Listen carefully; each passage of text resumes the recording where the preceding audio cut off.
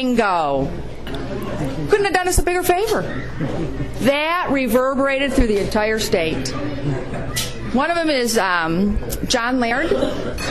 He's a newly termed out assemblyman from Santa Cruz who sits on the Integrated Waste Management Board. You know that waste management board where they get $130,000 for 52 meetings a year?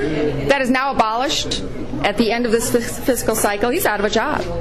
He wants to run for Senate because the seat isn't open for him. So his 14-year career plan got a little hijacked there because of the timing. And so he had to get parked in the termed out legislative holding pen, one of these incredibly decadent commissions.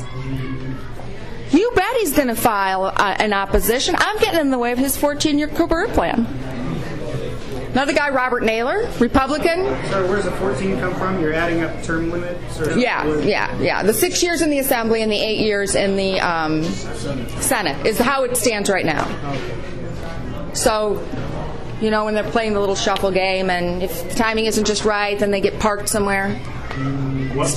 How part-time is the legislature?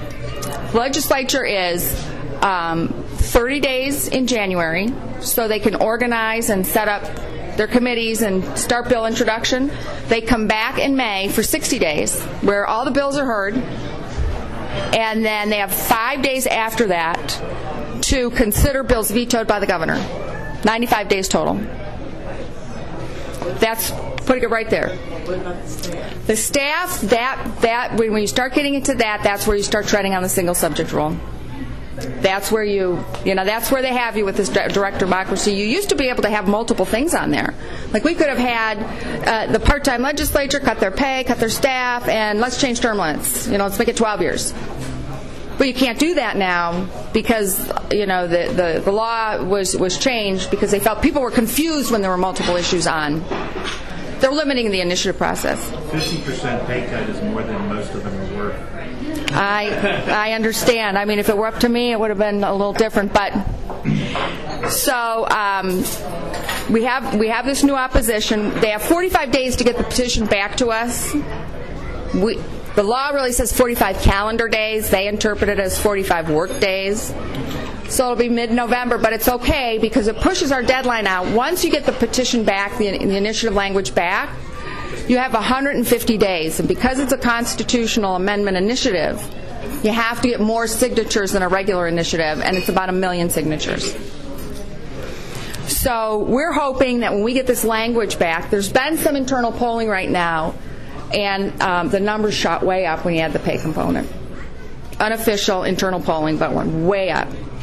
So we're hoping that when this comes back out, there's going to be a real pop because now it's real clear. Part-time work, part-time pay, we're coming for you. The opposition's going to go nuts, which they can't get out of their way. And we had some potential major donors, and they backed off because the polling wasn't convincing enough. Just wasn't convincing. Everybody's scared. Can you imagine?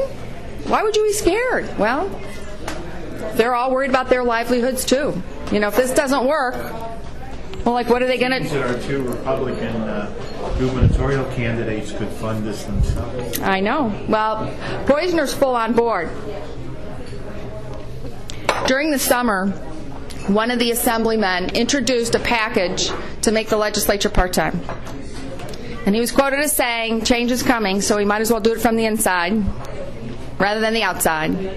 In the fall, a senator introduced a constitutional amendment set of packages, part-time legislature. That the word is now coming up a lot. It's gaining a lot of momentum. I think that with the Sacramento Bee peeling back that onion, they did let's just read it. They did this do-nothing committees at state capitol. This was on Monday, October 12th. It said, it's always interesting to look behind the curtain at the state capitol, marvel at the California legislature's ingenuity at spending our money and avoiding accountability. Sacramento Bee. It's just too bad this creative brilliance could not be applied to addressing fiscal crises or solving the state's water problems. What they did is when their budgets got cut after May 19th, and their salaries got cut by 18% starting 2010, the governor ordered a hiring freeze of any government employees starting at a certain date. They all went and hired all these staffers, 4 staffers apiece on average, which gave each legislative member 10 staffers. 10 staffers! And so what they did is they created committees that support the standing committees the legislators serve on. So they could park that staff in these committees and retain this big entourage. And they've uncovered it. And that's when they got into their whole health benefits. I mean, it is really, the more they dig, the worse it gets. Eric Bailey of the LA Times, he's in the Sacramento Bureau. He was doing a special on a lot of this stuff. And he entitled the article, "The Perils of the World the perils of the world around you when it really does revolve around you." And it talked about what they do. There is a line to lobbyists, direct lines where you can get athletic tickets, dinner tickets, theater tickets, plane tickets, vacations, all those junkets they're traveling all over the world, all funneled in. They are wined and dined like Marie Antoinette and King Louis XVI. Are you serious? There's a study that just came out. Oh, we have a guillotine. The legislature commissioned it. It was finished 2 years ago. It was to Cal State Sacramento researchers were to quantify the impact of the regulation that has been put in place by the California legislature. Quantify it. Because Forbes and Moody & Poor's, they're all telling us we're in an unfriendly business climate. The report was completed and submitted to the governor's office in 2007. It was just released last week. And what they found is because of California regulations, quantifiably speaking, 3.8 million people have lost their jobs. And the net cost to the state was $500 billion. $500 billion. Oh, okay. Anybody see where the problem is? It's the actors. It's the people who want a 14-year career plan and maybe a little more. 120 people living fat and happy on our money while people are losing their jobs, losing their homes, losing their children out of state and their grandchildren. Our education facilities and our education programs are crumbling. They're furloughing UC, CSU. They're dismantling the best thing we have in this state. Is the education, in my view, is the most important infrastructure you can have. Nobody can take away your education. Nobody. But they're doing it. They're destroying the UC, CSU system. And you look around and say, we have got to change the type of people who are up there, people of integrity and character, who understand this and want to do the right thing. You said $500 billion? Yes. So they're also chasing away the wealth creation? Yes. Well, not only that, they're changing.